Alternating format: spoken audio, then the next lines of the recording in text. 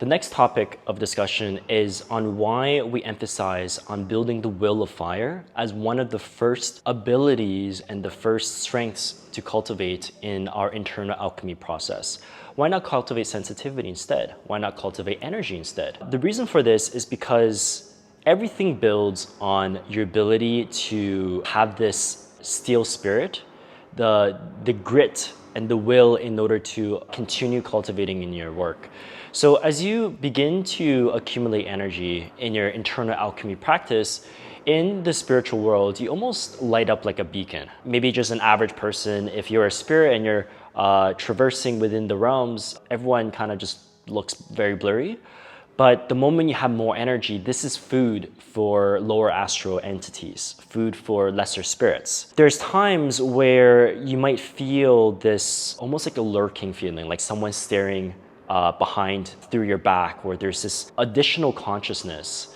And just like how if you find a random stranger in your house, you're not going to be like, oh, okay, stick around. Do you want some bread? Do you want to eat my food? No, right? You're going to exert your will and in all sense of the word to tell it strictly to fuck off. A lot of times when sensitive people come to us for learning and for teaching, they're very compassionate, they're very lovey, but they lack that structure, they lack that conviction. Because of this, there is this lack of a energetic boundary.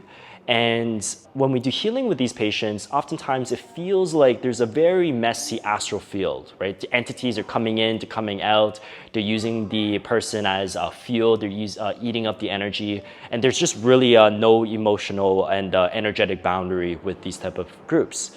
So why it's important to develop the will of fire is because the more energy you cultivate, the more of these spirits are going to gravitate towards you, and you need to develop that personality of conviction, of boundary, and of structure so that you're not being used as fuel and you're not being used by others, okay?